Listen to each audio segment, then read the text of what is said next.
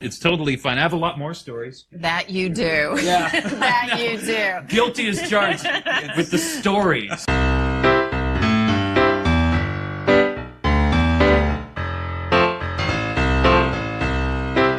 Hey there, I'm Chris Whiting, and this is I've Got Something to Say. This week's edition, a landmark apology. So, just a few years ago, I got invited to and decided to attend the Landmark Forum.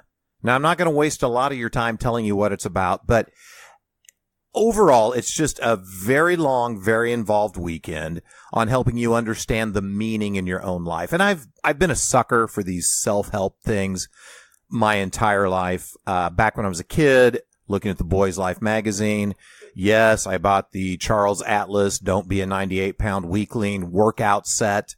You could buy it with weights or the workout without weights. I didn't have weights, so it was my choice. I chose without weights. I got some stuff that told me that I should fill up some milk jugs with water, put them on either end of a broomstick and use it. It didn't work, but it didn't stop me from continuing to try and do self-improvement throughout my life, whether that be 7 Habits or going to a Tony Robbins weekend, both of which I've done, or the Landmark Forum, which I did. Overall, I would say it was a great weekend. And on our second day, they talked about making amends with what has happened prior in your life and giving apologies where they are due and then taking action on that immediately. So the way this would work, you had a very long day. It was a Friday, Saturday, Sunday thing, like 15-hour days. And they would give you an assignment over your 15-minute break and you were to go do it. So they started talking about, who is someone that you have wronged, that you have not apologized to? And you need to find that person, apologize to them, and make it right. So I started racking my brain of all the different people that I have wronged, and it's a significant list. But one incident came to mind, and it was from back when I was, 11, 12 years old. I was a Boy Scout and really enjoyed being in the Boy Scouts. We'd go on overnights and have the scout meetings and tie knots and go to camp, and it was just a great time. But we went on this one particular overnight, had a wonderful time as far as I know, but then on the way back, they were divvying up the boys as to where they would ride. And I got put in the back of a pickup truck, which, by the way, would not happen today. Back when we were kids, you'd see pickup trucks all the time with 5, 6, 7 people in the back of them just going down the road and be like, oh, yeah, no big woo. You see that today. And everybody's appalled, like, oh my gosh, how could those people be so reckless and careless? But this is what happened. So I was in the back of a pickup truck coming back, and there was a camper shell on the pickup truck, so at least we were out of the elements a little bit. But it was me, another boy my age, and like I said, we were 11 or 12, so younger boys in the troop. And then 3 or 4 of the older guys who I always wanted to think, I wanted them to think that I was cool, and they never did. We're coming back, and everything's going fine, and then all of a sudden, they start, poking fun at me and the other kid my age who are in the back of the pickup truck. And let's just say that they had a lot of material to work with. 11, 12, 13, you're in those awkward years, and even the best looking people in the world go through a stage there where everything's not quite right. So, and I knew I had some weaknesses when it came to physical appearance. I had these big, pillowy, red, thick lips, very Gary Shandling-esque. And then my ears were very pointed. So I kind of looked like the love child of Gary Shandling and Mr. Spock. And it wasn't a look that I wore well. Well, the other kid that I was with, didn't have pointed ears, but his stuck out a little bit, and he had a bit of an overbite. So I'm like, oh God, I don't know where this is going to go. Like, who are they going to really focus on, him or me? And they started kind of peppering both of us, and I panicked a little bit. And I thought, okay, what do? I don't want to fight back against these guys. They're big, they're older. I want them to think I'm cool. So instead of fighting back or saying, hey, stop it, or trying to establish like some camaraderie with the other younger kid, I turned on him. One of the most cowardly acts of my life. And I thought, okay, now if they're going to make fun of him and me, maybe if I make fun of him too, they won't focus on me and they'll focus on him. So I came up with a name for this kid. I insulted him.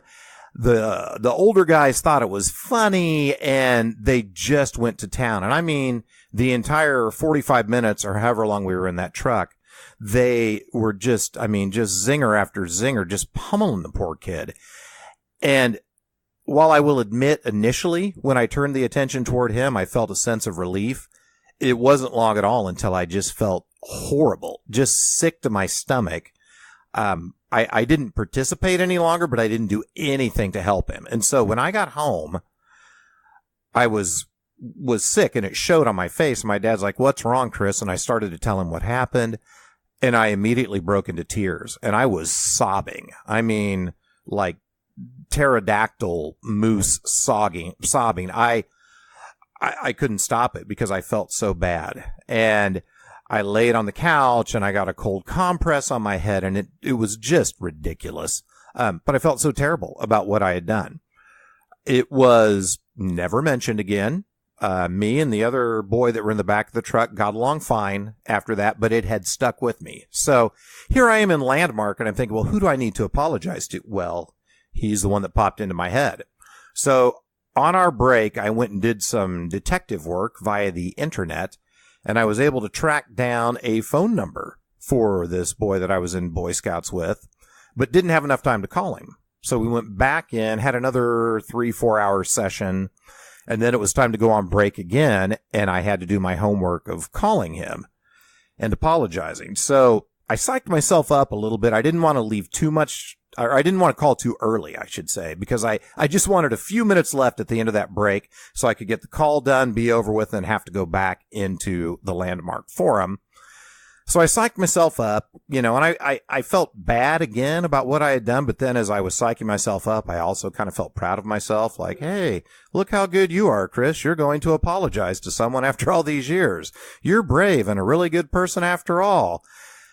So I call him. And he answers, and I explain who I am, and he says he remembers that. And then I launch into a very awkward, uncomfortable explanation of why I'm calling. I say, hey, this happened when we were kids, and I felt awful about it ever since then. And I just want to tell you, you didn't deserve that. I am truly, truly sorry. So there was a long pause on his end. And I'm just, whatever he has to say back, I deserve it. So I'm ready. If he wants to lambaste me, just do it. And he says, well, Chris, I was in a car wreck several years ago and had a head injury. And there's a lot of my life that I don't remember. And that is one memory that has been completely erased from my mind. I have no recollection of that at all. So then there was a long pause on my end.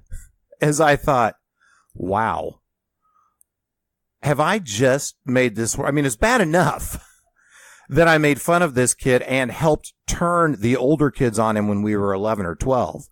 But now at 46, I'm bringing back a memory that, head injury can't be fun, but at least losing some of the bad memories wouldn't be awful.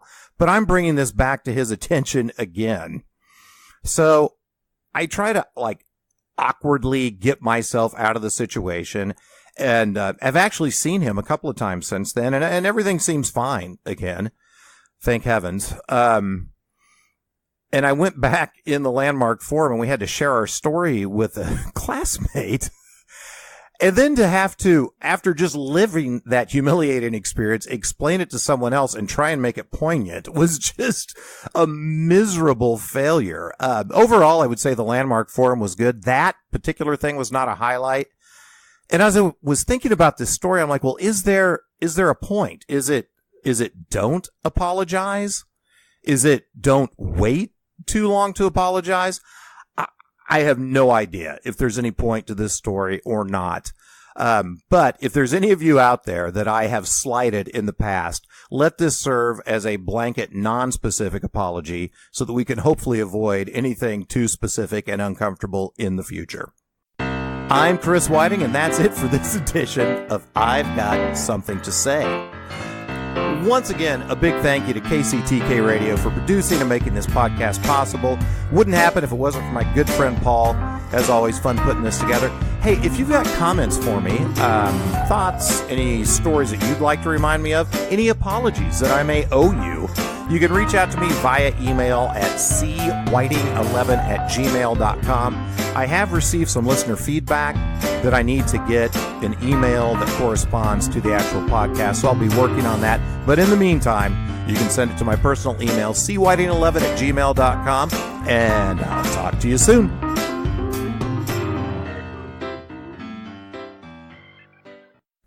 All right, guys. See you next week. And now it's time for Chris's post-show internal dialogue. Okay. Maybe not my best podcast, but I think I did all right overall. The story had a flow. We were able to hit a couple of different points in time and come back, and I think I looped the beginning back to the end, but oh my God, it just hurt to think about that. And then are people going to think that I'm a complete jackass for making fun of another kid and totally throwing him under the bus? No backbone, that's for sure.